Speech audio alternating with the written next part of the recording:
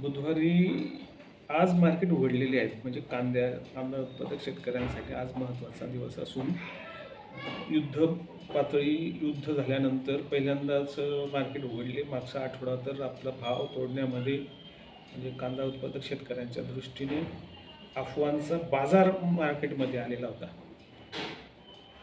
ह्या युद्धाच्या पार्श्वभूमीवर अनेकांनी आपली पोळी युद्ध शैलीवरती भाजून घेतली.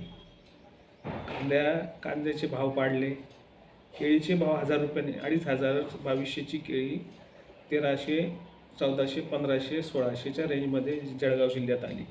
कांद्याचे भाव संपूर्ण महाराष्ट्रात पडले. साऊथला कर्नाटकातला जो उत्तर कर्नाटकातला भाग आहे तिथे भाव इथले पडले म्हणून तिथले पडले.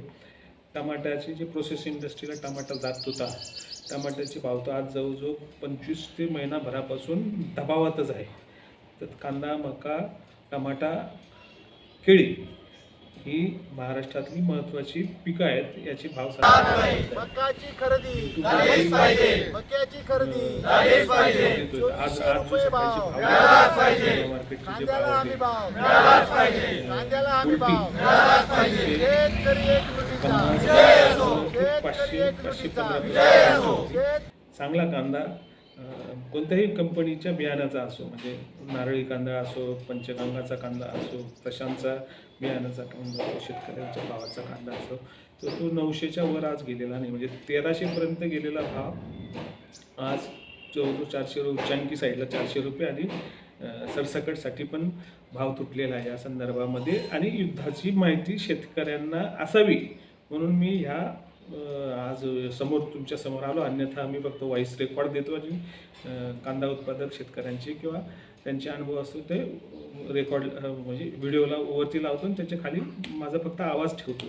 तो प्रकार मी आजसाठी 2019 पासून कांद्याचं ॲनालिसिस असताना म्हणजे मी 75 पैशांनी कांदा विकला आणि भावाचा अनुभव घेऊन तेव्हा ते यूट्यूब काय नव्हतं.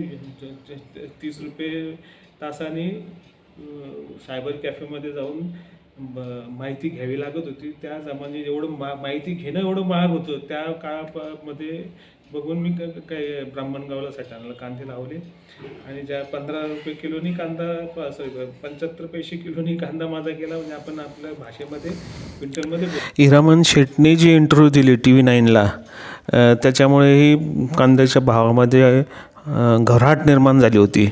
परंतु आता आज 4 तारखेला दुपारून मार्केट सुधारलेले आहेत. धन्यवाद खंडूकाका देवरे सकटच्या व्यापाऱ्यांनी शेतकऱ्यांच्या हितासाठी मार्केटचे भाव सांभाळलेले आहेत. आणि 900च्या आसपास सकाळी जो माल विकला जात होता तो आता बऱ्यापैकी वाढून 200-300 वाढून तरीही अजून 20 रुपयाचा टप्पा आलेला नाही.